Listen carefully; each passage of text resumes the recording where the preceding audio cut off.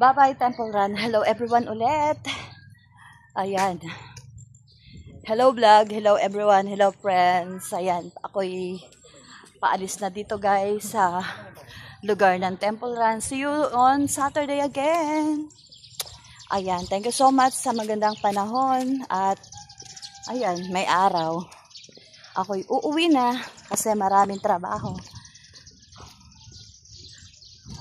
Pinawisan ako. Basa yung damit ko guys. Ayan, hello.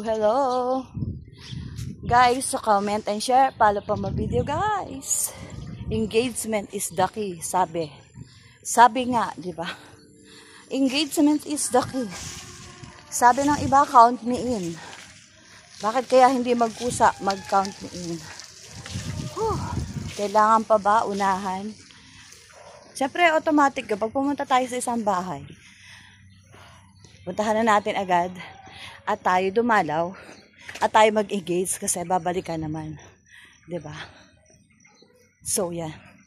Hindi ako masyado tumakbo pero nag-exercise ako, nag-jumping ako, and then twist sa hips. Yan, importante. Kailangan matuto tayo mag-twist ng hips. Tsaka imagine guys, ang gaana ng katawan ko Yung jumping, dati hirapan ako dyan. Hanggang 10 lang ako dyan. Pero ngayon kahit 100 straight kaya ko guys.